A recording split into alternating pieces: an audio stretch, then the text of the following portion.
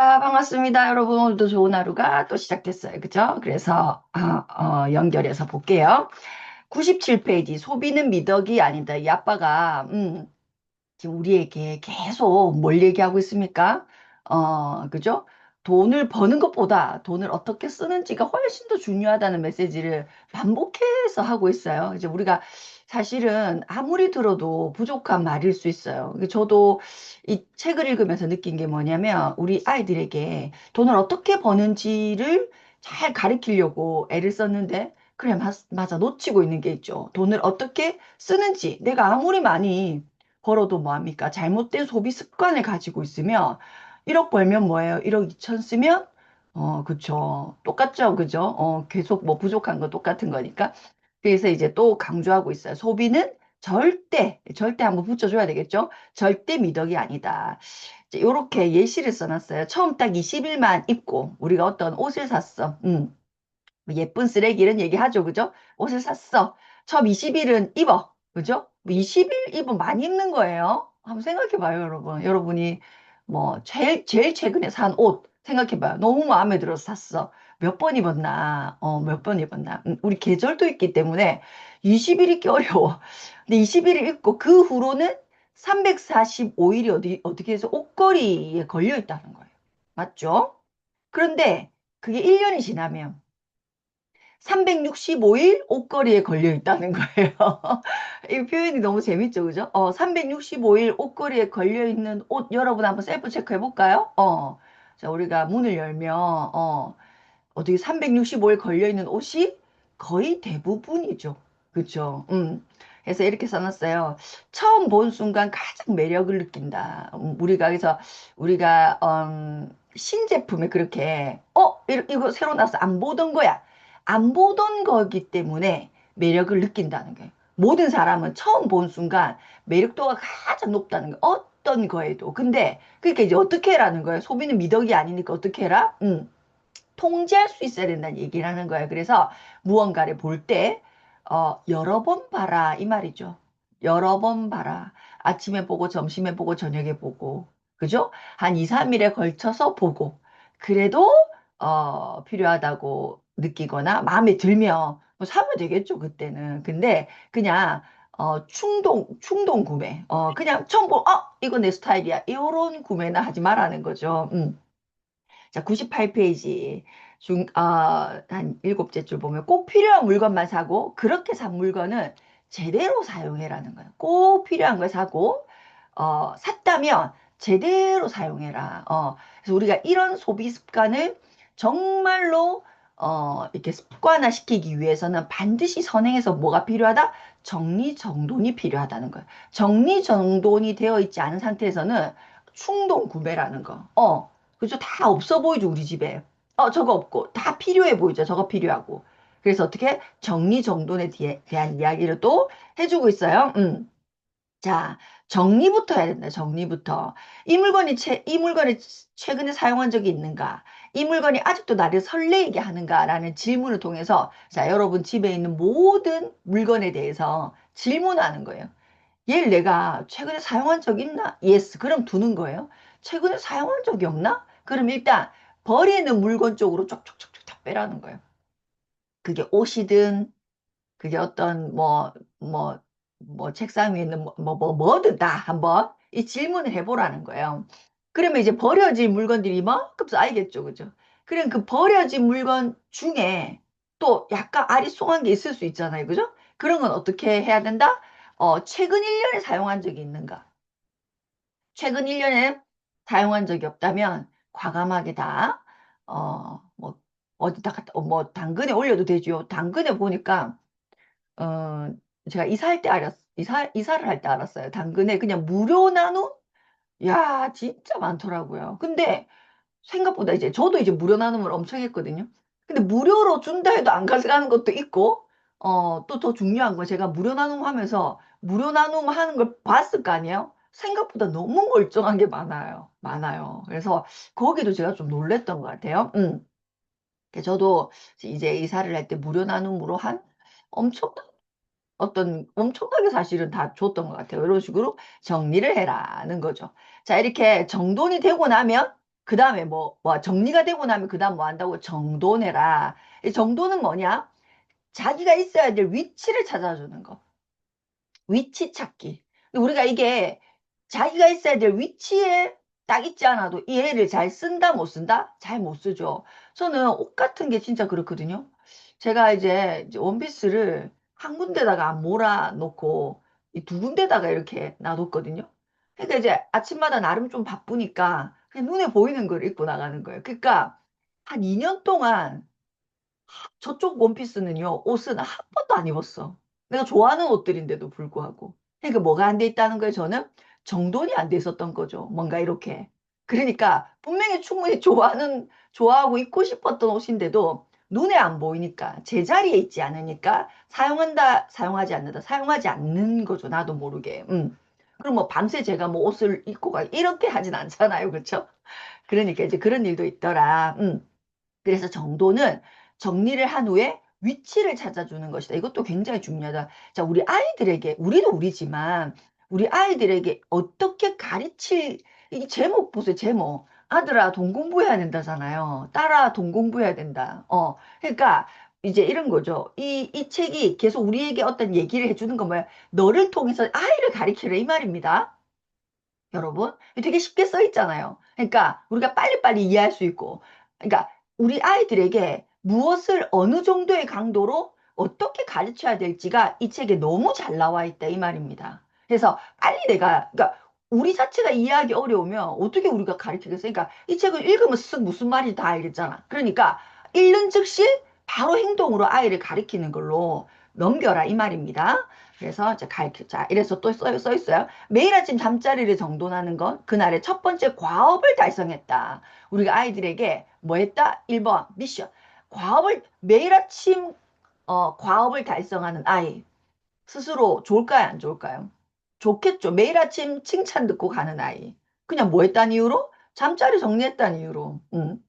그렇죠? 과업을 달성한 것과 마찬가지다. 자, 성공하는 사람들은 사소한 걸 꾸준하게 한다는 거예요. 이 사소한 걸 꾸준하게 하는 거에 뭐가 붙어 있다? 부와 성공이 붙어 다닌다는 거예요. 부와 성공이.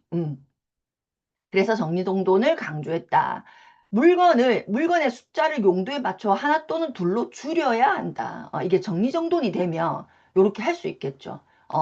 똑같은 용도를 여러 개 반복해서 사거나 이런 것이 아니라, 용도에 따라 하나, 많으면 둘, 그 이상 하지 말라는 용도에 따라서. 참 되게 중요한 메시지인 것 같아요. 101페이지 보시면, 자, 중간에 쓸 것이 아니면 사지를 말고, 샀다면 물건의 본질이 느껴질 때까지 써야 한다. 이것이 뭐다? 소비 감각이고 곧 경제 감각이다. 그 물건을 가지고 있는 본질적 가치를 다 사용하는 것이 경제 감각을 키우는 일이다. 자, 이게 무슨 말이에요? 투자 감각입니다. 여러분 다시 읽어봐요. 투자 감각이에요.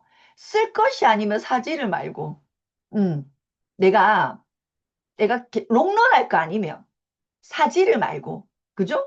내가 샀다면 물건의 본질이 느껴질 때까지 가지고 있으라는 거예요. 그죠? 팔지 말라는 거예요. 이게 이제 투자 감각이에요. 그러니까 우리가 아이들에게 물건을 통해서부터 투자 감각을 훈련시킨다 이 말이죠. 음, 훈련시킨다. 그래서 참 이런 거 있잖아요. 10,000원짜리 10개 사는 아이가 있고, 그죠? 10만 원짜리 한 개 사는 아이가 있죠. 그렇죠? 우리가 이걸 그냥 소비 감각이지만 이꼴 투자 감각이라고 연결해서까지 우리가 생각하면 그냥 우리 아이 습관이겠지. 우리 아이는 그냥 이렇게 여러 개를 사는 걸 좋아하는갑다. 근데 정말 저는 그런 아이를 봤거든요. 아니, 뭐, 경제적으로 비슷해, 수준은. 그런데 어떤 애는 실시간 10,000원짜리 10개 사는, 애가 있고, 옆에 있는 계속 참는 거예요. 그래서 10,000원 모으고, 10,000원 모으고, 10,000원 모으고, 10,000원 모으고 해서 딱 10만 원을 만들더니 나이키를 사더라고요. 제가 우리 애 친구 중에. 그래서 제가 그걸 보고, 깜짝 놀랐거든요. 근데 참았다가, 딱 자기가 원하는 걸 정확하게 사는 거예요. 그러니까 자기는 나이키 살 거에 대한 목표가 명확했기 때문에 그거를 참았다기보다는 그죠? 그 시간을 버티더라고요. 부모님들이 뭐 이렇게 저렇게 준 자기가 이렇게 저렇게 생긴 돈을 딱 가지고 있더니 진짜 자기가 원하는 하나를 딱 사더라고요. 근데 우리 애는요, 눈에 보이는 대로 막 사더라고요. 그래서 제가 이게 딱 이걸 읽으면서, 그죠? 그 아이는 커서 투자 감각을 따로 익힐 필요가 없는 아이인 거죠. 근데 우리 아이는 투자 감각을 익히는데 또 힘들겠죠. 10,000원짜리를 10개 사는 아이가 투자 감각을 익히기에는 어렵다 싶다. 당연히 어렵겠죠. 이해되시죠? 이런 거. 그래서 우리 아이들에게 이 소비를 통해서 뭘 감각을 익히게 해주는 것이다. 자, 103페이지. 세금이 가장 큰 지출이다. 우리가 이 말을 이해하는데도 시간이 걸릴 수 있어요. 왜냐하면 세금이 지출이라는 생각 자체를 못하는 경우도 있고, 세금이 정말 가장 큰 지출일까? 잘 모르겠는데? 요렇게 느낄 수도 있다는 거예요. 그런데, 정확합니다. 세금이 가장 큰 지출입니다. 자, 세금은 내는 주체에 따라서 직접세와 간접세. 자, 부과하는 주체에 따라서 국세와 지방세. 부과하는 목적에 따라서 보통세와 목적세로 나눠지고, 또 세원에 따라서 소득세, 소비세, 재산세로 구분되는데, 자, 우리가 꼭 알아야 되는 것은 뭐다? 세원에 따라서 소득세, 소비세, 재산세로 구분되는 요거를 알아야 된다 이거예요. 자, 가장 큰 비중을 차지하는 것이 뭐다? 소득세다. 몇 프로? 6%에서 46%. 우리 한 1,000만 원, 우리 가세 기준 한번 보세요. 1,000만 원인가 1,200만 원이 아마 6%일 거예요. 1,000만 원 이하가 6%일 거예요. 아무도 없죠. 아무도 없잖아요. 그죠? 그러니까 6%에 해당돼서 거의 없고 10억 이상이 46%일 거예요. 10억 이상. 그 근로소득으로 여러분이 10억 이상을 뭐 찍었다. 벌었다. 이러면 몇 프로 떼간다고요? 46% 떼갑니다. 46%. 그럼 얼마란 얘기예요, 도대체? 자, 그래서 소득세는 버는 만큼 내는 것이니 그래도 과세 저항이 적고 연말정산이라고 하는 형태다는 거예요. 그래서 일단 이렇게 소득세는 내가 번 돈은 일단 뭐부터 합니까? 세금을 이 사람이 요렇게 가면 연봉이 10억 이상이라는 것을 인지하고 그렇게 가정하고 46%를 매월 떼요. 그쵸? 매월 떼서 이 사람이 그 사이에 어떤 소비를 했는지 그죠? 어떤 걸 했는지 알 수 없잖아. 그래서 46%를 1년 동안 다 떼놓고 돈을 먼저 떼놓고 나라에서 아 네가 이런 소비를 했어? 신용카드 얼마 썼다 뭐 이런 거 있잖아요. 이런 소비를 했어? 그럼 그 소비에도 소비세가 붙죠. 부가가치세. 그러니까 다는 안 돌려줘. 그렇지만 요만큼은 공제해 줄게. 그죠? 또 요만큼 다른 건 요만큼 공제해 줄게 해가지고 다시 원래 내 돈이에요, 여러분. 그죠? 내 돈인데 그걸 떼놨다가 나라에서 아, 네가 요렇게 증명해내면 돈을 다시 돌려주는 게 연말소득이죠. 연말정산이죠. 그죠? 그래서 제가 처음 직장 생활할 때 이 연말정산이 무슨 말인지 자체를 몰라가지고 이런 게 뭔지를 몰라가지고요. 그래가지고요. 제 기억에 개인 정산이 있어요. 개인 정산. 나 하나라는 정산. 그것만 해가지고 제가 돈을 거의 못 왜냐면 저는, 돈을 많이 돌려받을 수 있었는데. 그죠? 하나도 못 돌려받은. 근데 이제 제 옆에 똘똘한 친구가 있었어요. 그래서 걔가 뭘 떼러 다니고 뭘 떼러 다니고 막 난리를 부리셨더라고. 내가 그 친구한테 하나하나 어깨 너머 배워가지고 제가 그다음부터는요, 300 정도 돌려받았던 것 같아요. 제가. 근데 부양가족 있으면 이제 어떻게 돼요? 더 많이 돌려받고 막 이런 거 있잖아요. 그죠? 근데 여기서 보면 비과세 연금이라는 게 있죠. 이게 굉장히 중요한 겁니다. 저는 비과세 연금을 진작에 알았다고 훨씬 더 많이 돌려받았을 거예요. 그런데 이 비과세 연금에 대한 생각을 못하고 다른 데다가 적금을 세리 넣어가지고, 그죠? 어차피 돈을 불릴 거면 우리가 불려야 되죠? 불릴 때 어디 비과세 적금, 연금, 근로자시라면 적극적으로 활용하셔야 됩니다. 자, 다음에 소비세. 소비세는 우리가 소비하는 모든 것에 둘러붙어 있어요. 몇 프로, 10%. 그쵸? 둘러붙어 있어요. 자, 그 다음에 마지막으로, 뭐, 재산세. 뭐, 이렇게 있다는 거예요. 그런데 이제 요 형태보다는 저는 이게 더 이해가 되더라고요. 국가는 세금을 되도록 눈에 보이지 않도록, 부과하는 거죠. 그래야 저항이 적으니까. 기분이 안 나쁘니까. 그렇죠? 그래서 첫째는 눈에 보이는 세금이 있고, 둘째는 눈에 보이지 않는 세금이 있고, 셋째는 보였다가 안 보였다가 하는 반투명 세금이 있다. 이렇게 표현하기 위해서는 훨씬 더 와닿는 것 같아요. 우리 아이들에게, 자, 세금은 세 종류야. 눈에 보이는 게 있고, 아이의 눈에 안 보이는 게 있고, 보였다가 안 보였다가 하는 게 있어. 이렇게 가르치는 것이 훨씬 이해도가 높을 것 같아요. 자, 눈에 보이지 않는 세금은 뭐예요? 눈에 안 보여. 소비세인 거예요. 소비세. 여러분 아이스크림 하나 사 먹을 때도 거기에 세금 붙어 10% 부가가치세 붙어 있어 안 붙어? 붙어 있어요. 근데 그게 눈에 보여요? 그냥 가격이 눈에 보여요? 가격이 눈에 보이죠? 1,000원. 나 그냥 1,000원짜리 샀잖아. 이런 느낌이잖아. 1,000원짜리 아이스크림 샀잖아. 그쵸? 그런데 예를 들면 그러니까 우리가 그냥 가격을 지불한 느낌이죠. 1,000원짜리 아이스크림. 그런데 사실은 그 1,000원짜리 안에 세금이 붙어 있다, 안 붙어 있다? 다 붙어 있어요. 다 붙어 있어요. 근데 한 번만 붙어 있지 않죠? 아이스크림 3개 사면 3개 다 붙어 있죠. 그렇죠? 근데 나는 인지한다, 인지하지. 난 1,000원짜리 3개 산 거잖아. 그냥. 그렇죠? 그러니까 나로 하여금 인지를 시켜주지 않는다. 눈에 보이지 않는다는 거예요. 자, 두 번째로는 어, 반투명. 이거는 뭐예요? 소득세란 소득세. 그러니까 이 소득세를 매달 내면, 그죠? 그런데 이게 1년에 한 번 연말정산이라는 걸 통해서 인지하는 거죠. 그때 인지하는 거죠. 왜냐하면 내가 월급을 받기 전에 이미 세금을 띄거든요. 띄고 내한테 내가 주니까 나는 그냥 월급, 예를 들어 내가 실수령액 한 300 정도다. 그럼 그 300이 나왔는지 안 나왔는지, 내가 늘 300만 원 실수령액을 받는데 갑자기 250만 원 됐어. 그러면 여러분이 DB일까 안 DB일까? 뭐가 문제지? DB죠. 근데 난 처음부터 300을 받았어. 그리고 지금도 300 받고 있어. 느낌이 어때요? 세금이 내가 이미 뭐 어떻게 했다는 느낌이 없잖아. 세금에 대한 강박이 없잖아요. 그냥 내 월급 받은 거잖아. 그죠? 그냥 서류상 실수령액 얼마. 뭐 이렇게 그 급여 명세서를 보면 그죠? 그러니까 느낌이 별로 없죠. 근데 1년에 한 번 연말 정산할 때 어때요? 내가 이렇게 세금을 많이 냈어? 그래서 이걸 내가 얼마큼 돌려받을 수 있단 말이야. 뭐 이렇게 되는 거죠. 그러니까 반투명, 보였다가 안 보였다. 그렇죠? 확실히 보이는 건 뭐예요? 완전히 눈에 보이는 건 뭐예요?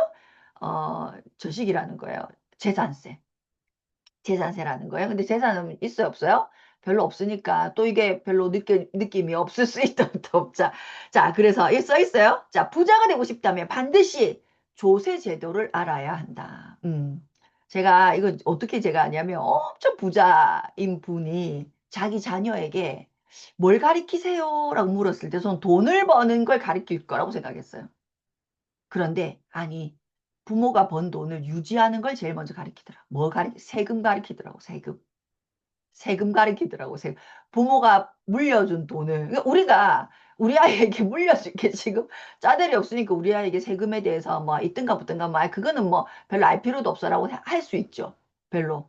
느낌 자체가 없잖아요. 세금을 가르쳐야 돼. 이런 생각 없잖아요. 그죠? 그런데 이 부자 아빠가 뭐라고 얘기합니까? 아들에게 부자가 되고 싶다면 1번 조세 제도를 반드시 알아야 된다는 거. 세상의 모든 돈의 이동에는 이동에는 세금이 따라 붙는다. 돈의 이동과 보유, 무조건 세금이 붙는다. 근데 이게 내가 세금을 모르면 세금은 역방향의 복리 효과가 적용될 수도 있다는 거예요. 역방향의 복리 효과. 내가 복리로 지금 엄청 애를 쓰고 있는데 세금을 잘 이해하지 못해가지고, 그죠? 뭐 내가 과세 대상이 되면 어떻게 돼요?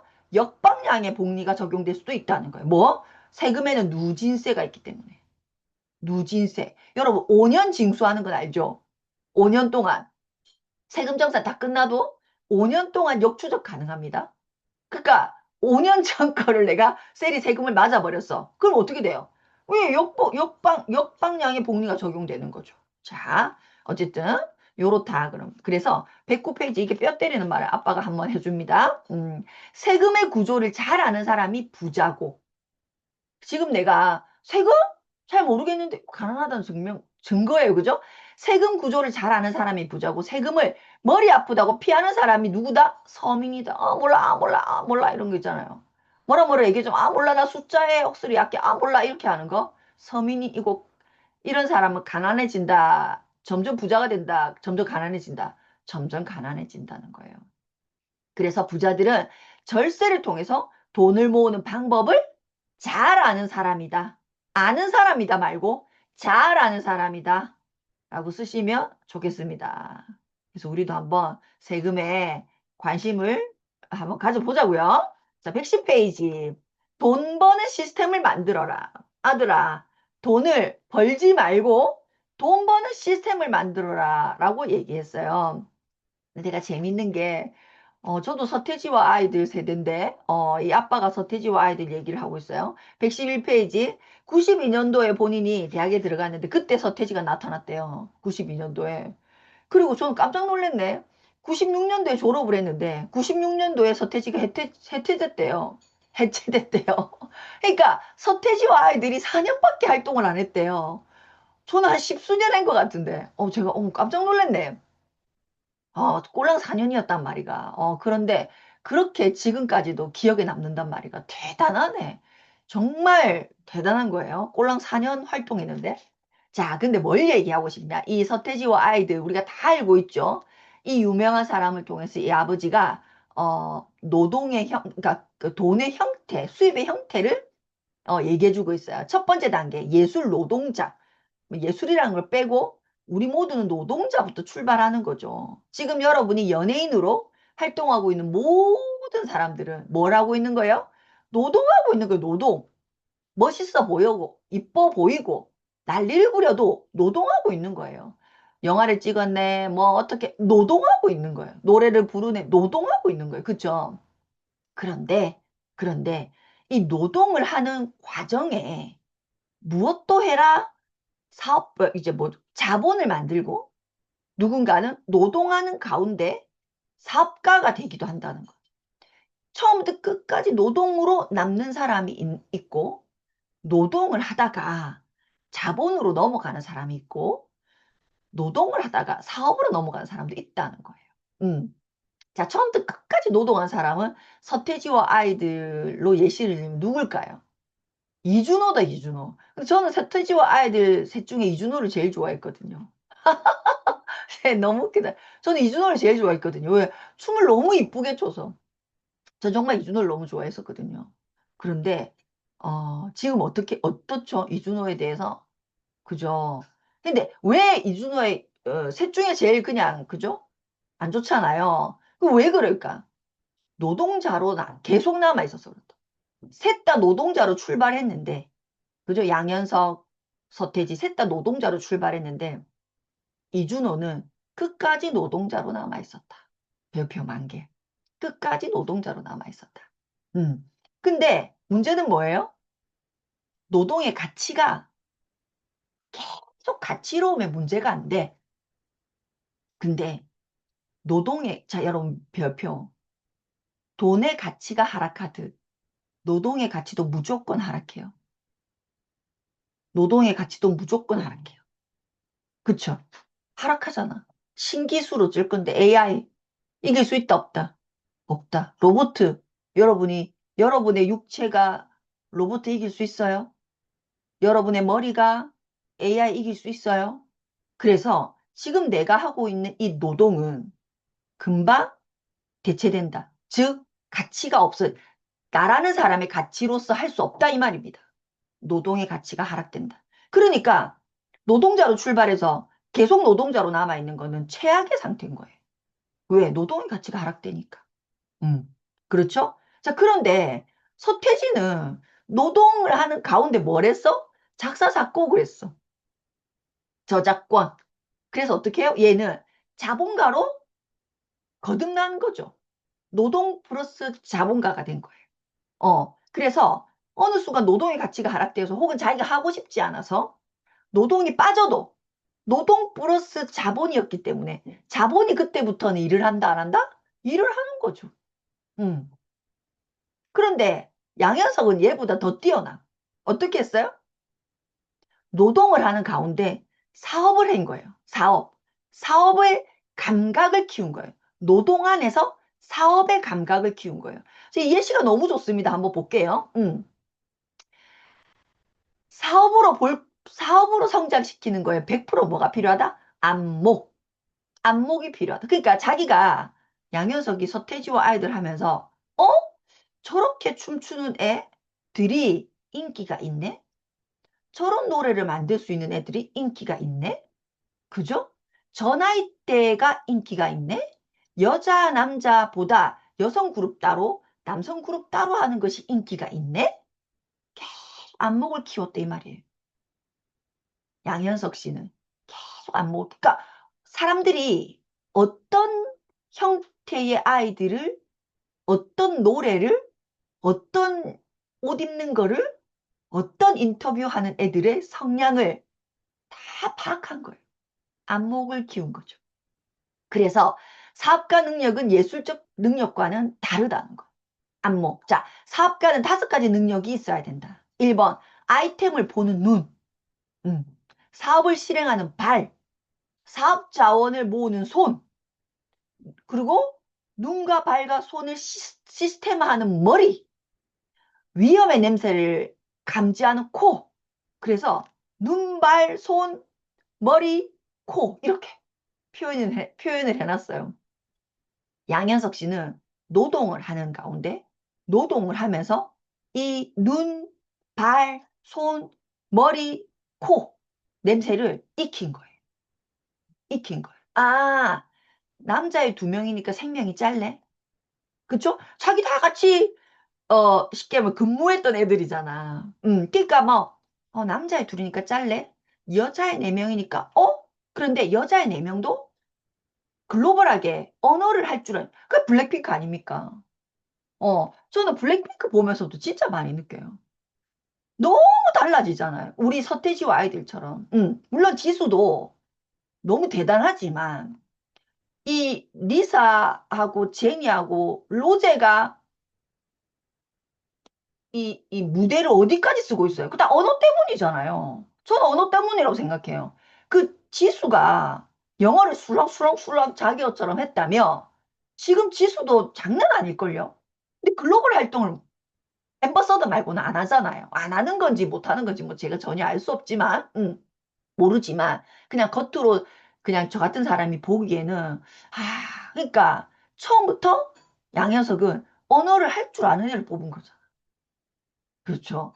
저는 그런 면에서는, 자, 블랙핑크를 보면서도 양현석은 보통 사람은 아닌 거예요. 안목이 있는 사람은 맞는 거예요.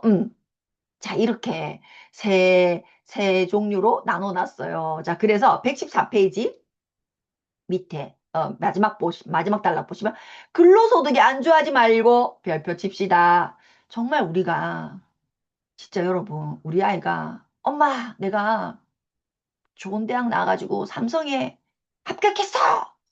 라고 하면 여러분은 거기에 안주하지 말라고 말할 수 있을까? 거기에 안주하지 말라고 말할 수 있는 엄마일까요? 한번 셀프 체크해 보세요. 근데 진짜 이렇게 해야 됩니다. 근로소득에 안주하지 말고 근로소득을 반드시 자본소득 또는 사업소득으로 바꿔야 돼. 바꿔야 돼. 이게 진짜야. 그게 미래를 준비하는 거야. 현재를 살면서 현재만 살지 말고 현재를 살면서 미래를 함께 준비해라. 왜? 노동의 가치는 계속적으로 급격하게 하락하고 있으니. 우리 배웠죠? 돈의 가치가 급격히 하락하고 있으니 하락하지 않는 걸로 돈으로 갖고 있지 말고 왜? 돈의 가치가 하락하니까 돈을 하락하지 않는 것으로 바꿔놔야 된다. 자, 네 노동이 노동으로 계속 있을 수 없으니 네가 노동을 할 때 그죠? 더 이상 하락하지 않는 걸로 바꿔놔야 된다. 맞죠? 그렇죠? 자, 맨눈으로 세상을 보고 아기의 손으로 세상의 일을 바로 실행하고 아기들은 어떻습니까? 잽니까? 안 잽니까? 재지 않아요. 아이들은 고민하지 않아요. 그죠? 그래서 우리가 그죠? 아이들을 케어해야 되는 것도 있죠. 맨눈으로 세상을 보고 아기처럼 바로 실행하고 마당발로 세상 곳곳을 다녀서 네트워크를 넓히고 인맥을 넓히라 이 말입니다. 뱀의 머리로 세상을 시스템적인 사고로 체계화하고 뱀이 팍 이렇게 안 덤비잖아요. 이렇게 보잖아요. 그죠? 개의 코로 언제 나타날지 모르는 위험을 대비해라. 이 모든 것을 너의 머리에 담아두기를 바란다. 제일 중요한 메시지는 뭐다? 근로소득에 안주하지 말고 근로소득을 자본소득 또는 사업소득으로 바꿔놔야 한다, 아들아.